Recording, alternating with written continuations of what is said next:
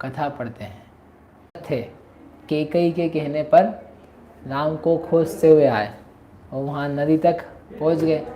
नदी तक पहुँच गए तो फिर उन्होंने पूछा, लोगों से पूछते जा रहे थे, जगह जगह जाके पूछते थे कि आपने रामचंद्र जी को देखा है? आपने एक पुरुष नहीं, 2 पुरुष, उनके साथ में एक महिला, ऐसे 3 लोग आपने कहीं देखा जाते हुए?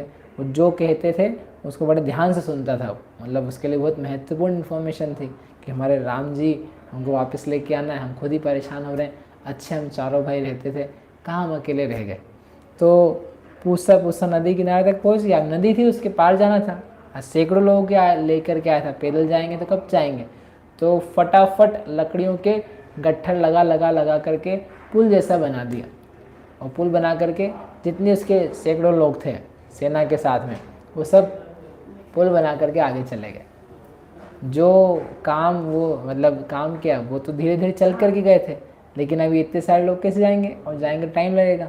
तो वो वैसा बनाया उन्होंने और चले गए। बनाने में देर नहीं लगी, उनके साथ साथी बहुत सारे थे। वो गए, अब वहाँ जंगल, यहाँ तक तो पता ही था, अब वहाँ पे भी आगे से लोगों से कि आपने जंगल में घुस करके किस किस लोग जो दिखे हैं उनसे पूछे, आपने देखा क्या, इधर देखा किधर देखा। अलग अलग टोलियाँ जो थी ना वो भेज दी। अब ऐसा करते करते आगे गए, राम जी से मिलेंगे कि नहीं मिलेंगे, मिला दें, मिले ही देते तो इनको एक जगह आगे जा कर के रामचंद्र जी, सीता और लक्ष्मण बैठे हुए मिल गए। जो जितने दिनों में पहुँचे थे ना, ये इतने दिन, बहुत दिन हो गए थे, तो ये शास्त्र में लिखा कि वे 6 दिन में ही पहुँच गए, क्योंकि ये घोड़ों पे सवार थे, अनेक लोगों के साथ में थे, और सीता के कारण से वो लोग धीरे धीरे चलते थे, और ये तो घोड़ों पे सवार होकर आए थे। तो इसलिए जितने मार्ग को तय करने में राम जी को इतने दिन लगे थे, वो इन भरत ने 6 दिन में ही तय कर लिया, क्योंकि उनके पास सपोर्ट था।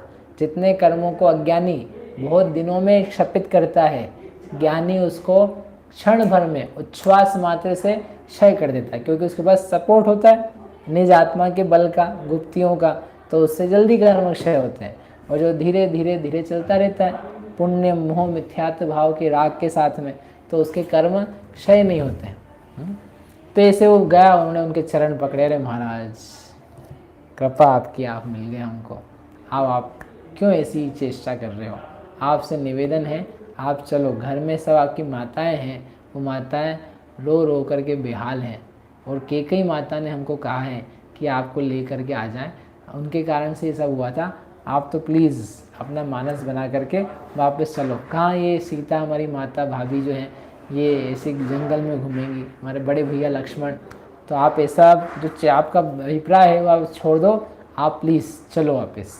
इतने में ही वो कैकेयी ने कही था कि हम भी आ रहे हैं आपके पीछे, तो वो सब सैकड़ों वाहनों पे सवार होकर के कैकेयी माता भी आ गई।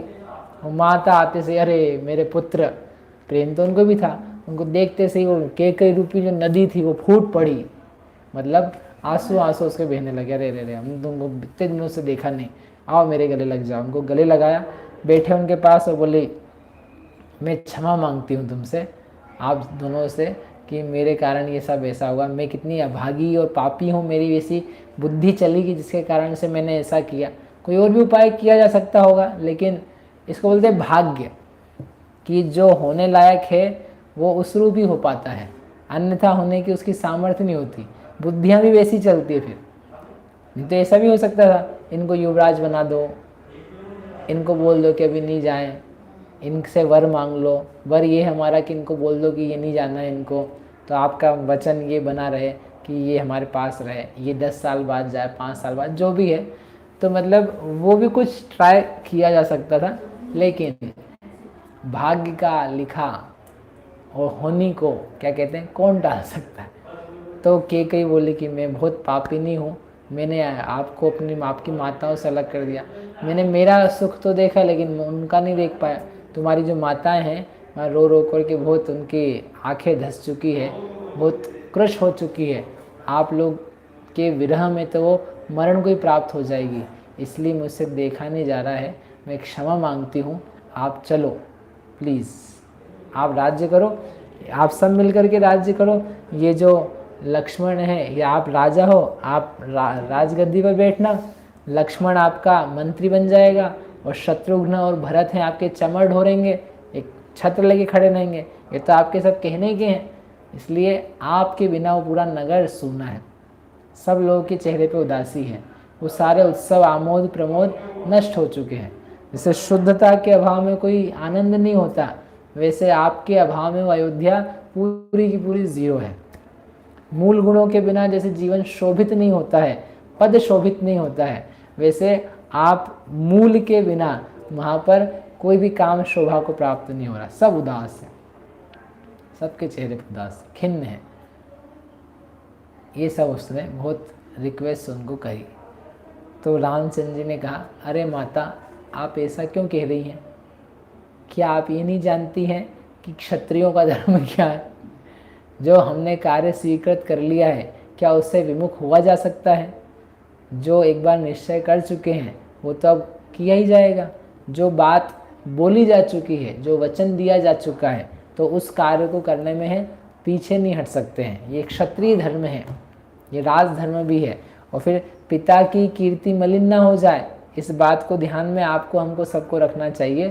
तो इसलिए जो आपने मांगा था वो मिला है, तो आप और भरत वहाँ जाके निष्कंटक होकर राज्य कीजिए। और मैं आपको विश्वास दिलाता हूँ, हमारा कुछ विपरीत अभिप्राय नहीं है। हम चाहते हैं हृदय से कि ये भरत ही वहाँ रहे, हम वहाँ वापस नहीं आएंगे।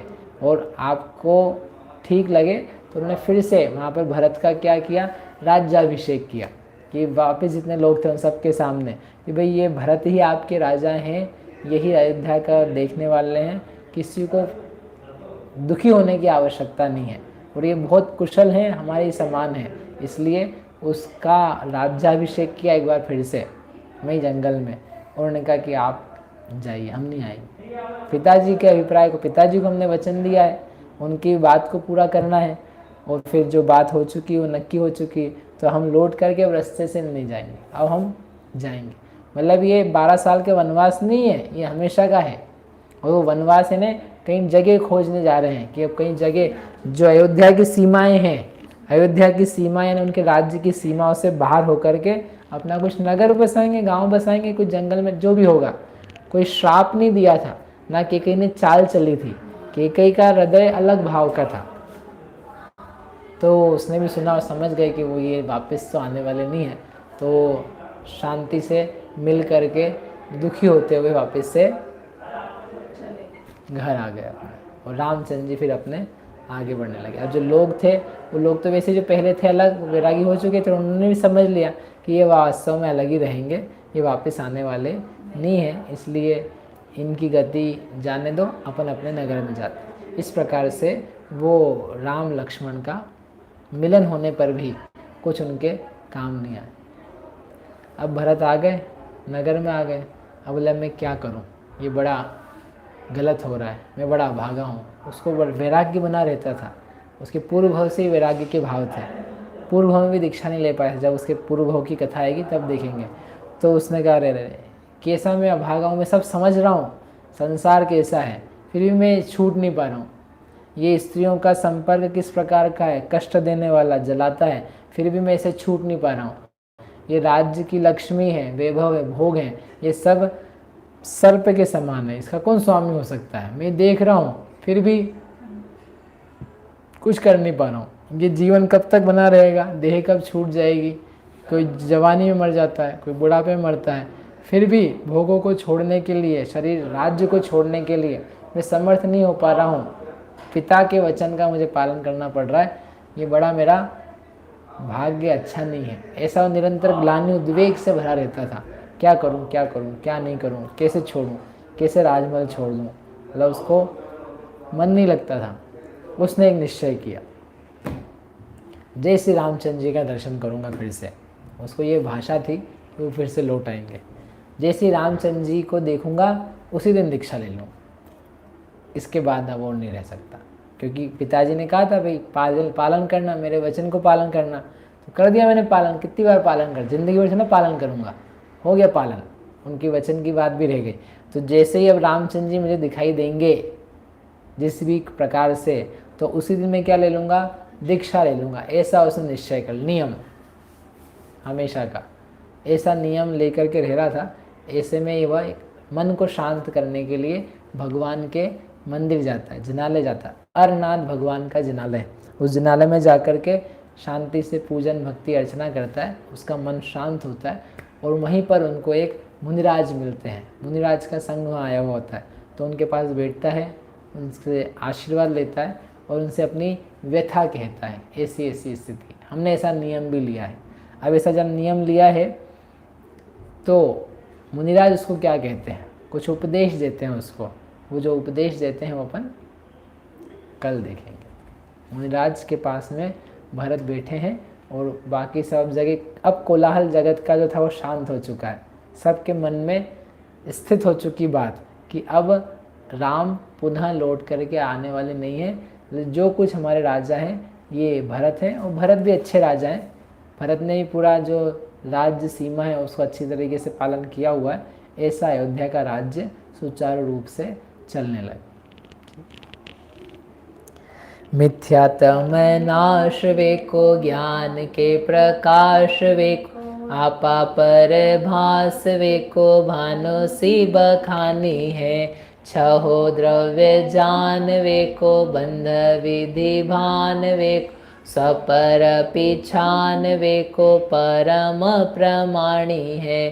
अनुभवताय वेको, जीवन के जताय वेको, काहू न सताय वेको, भव्य उरे आनी है।